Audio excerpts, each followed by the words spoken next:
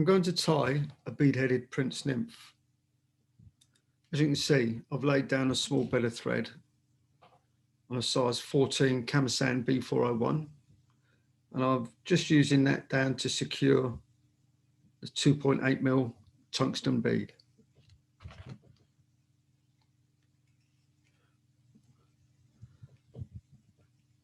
As you can see, I'm using red thread. This is sheer 14/0.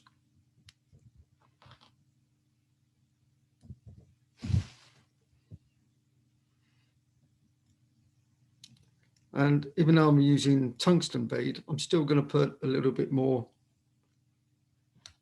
lead wire on. This is round wire, which is lead free.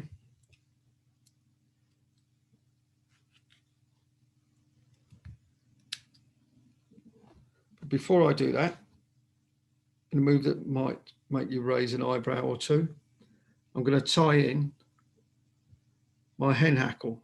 It's a brown hen hackle.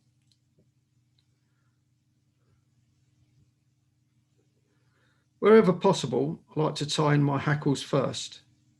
And there's three reasons for that. First off, security. As you can see, if you tie it in there, it's pretty sure it isn't going to come loose in a hurry.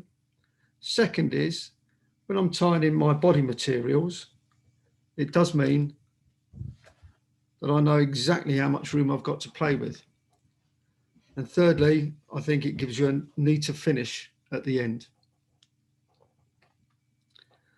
Okay, so now I'm going to tie in the round wire. And of course, I can't put it straight up to the head.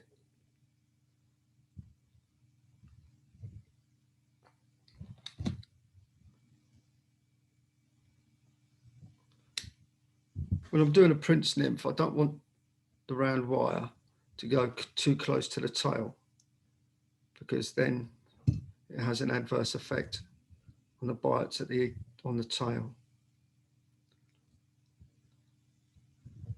Okay, and just to finish it off, what I do like to do is I'll get a pair of pliers and flatten the lead wire. And that gives you a more gradual finish to it. Okay, good. And now I'll secure.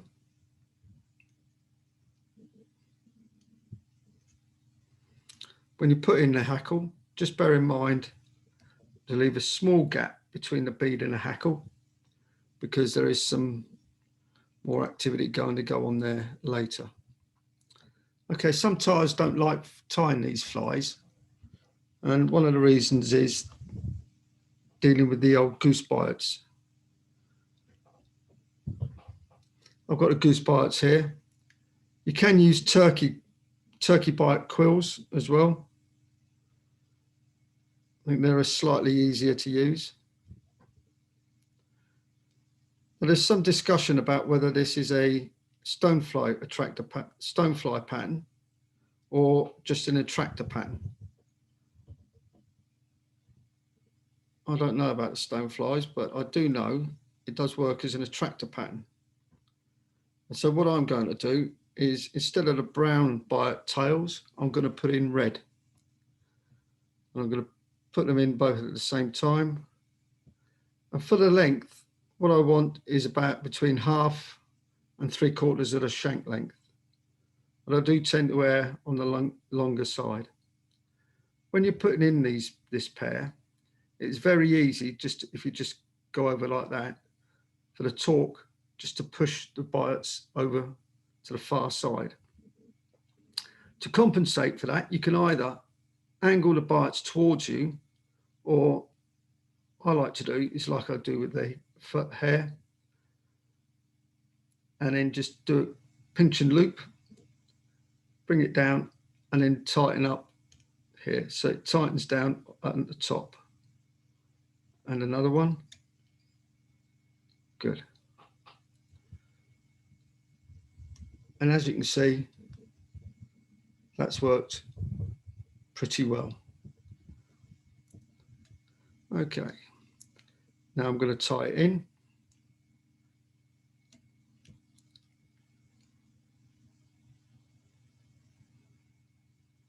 I found that what I was saying earlier about the lead wire, the round wire, if you have it too close to the tail, it does affect your ability to tie it in properly. It seems to come out at funny angles.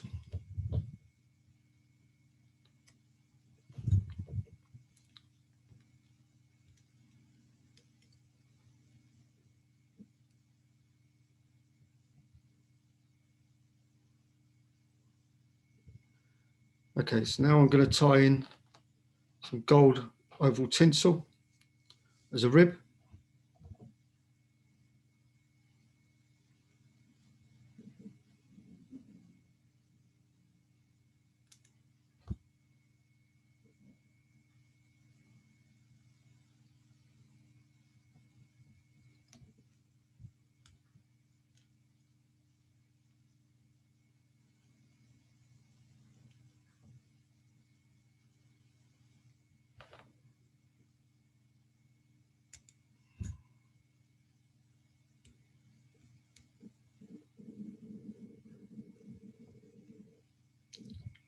And for the body, I'm going to use 3 peacock curls.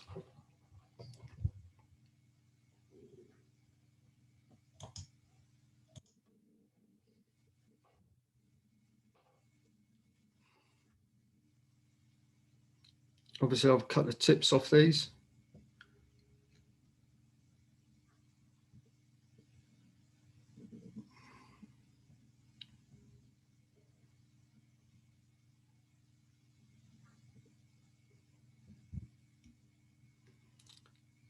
And what I will do, I'll plait them.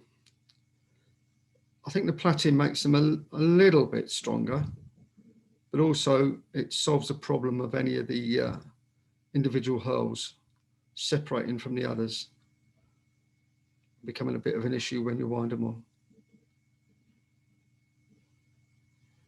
In a previous life, I was a riding instructor in the army, so I learned how to plait on horses' manes and tails.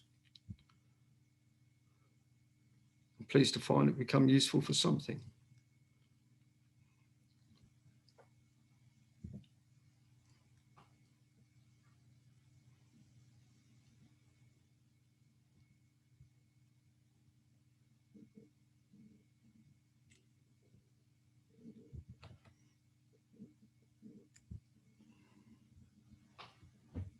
Okay.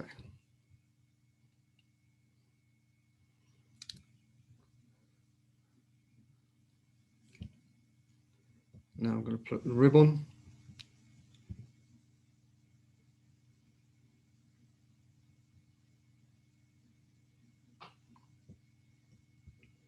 And secure.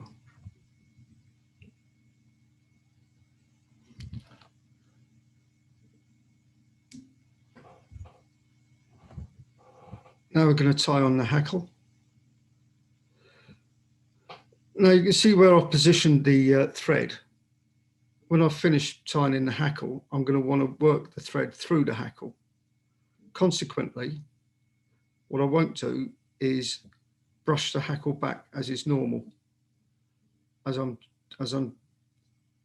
putting it on. That's because it's easier then to work the thread through these feathers if they're 90 degrees to the hook.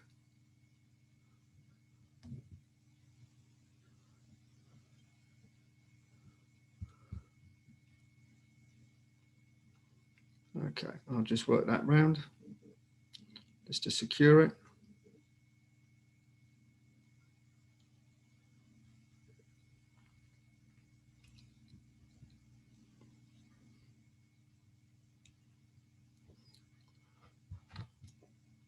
Remove the waist.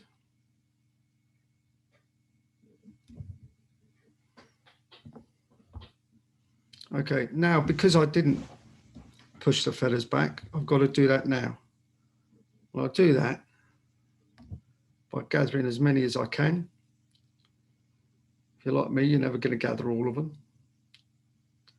And then just work your way back and just do a couple of turns over the top of the hackle again.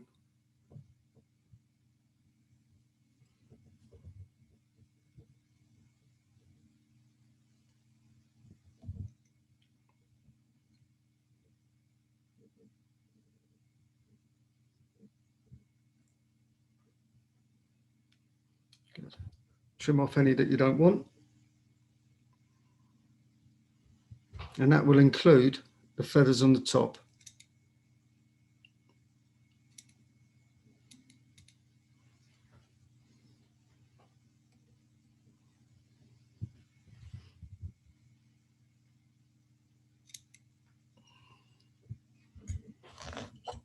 Okay, now I'm going to tie in the 2 white buyouts.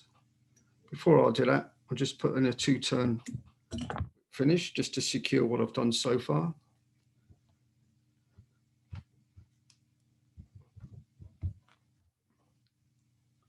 Okay, with the white buyouts, they're going to go on the top as a wing or as horns, whichever you want to think of them as.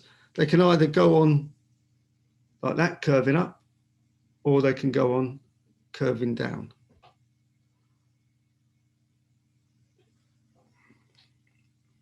We're going to do it with the horns curving down. I'll get the 2 of them together, and I want these to splay out the same way that the tail did. And for these horns, what I want lengthwise,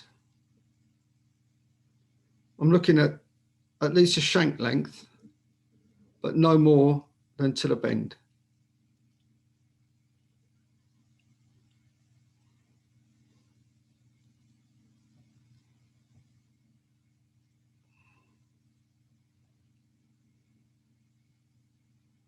And once I've placed them, again, tighten there. Once more, then have a look. What I will do is I've got a pair of tweezers here, so I can maneuver them a bit just to get them exactly how I like them or how I want them.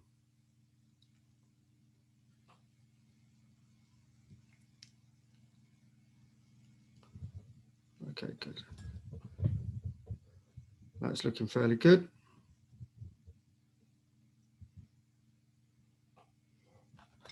What I'll do, I'll trim the waist.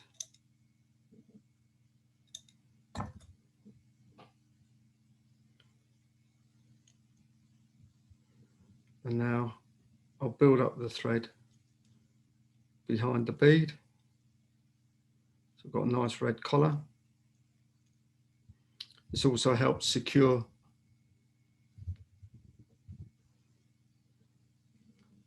the goose buyouts. Finish.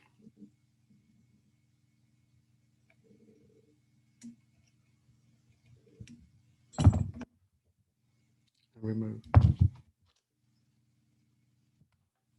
And with this is one time when I'll definitely use varnish, and I'll definitely use it quite liberally, because the varnish is going to help secure the buyouts on the top.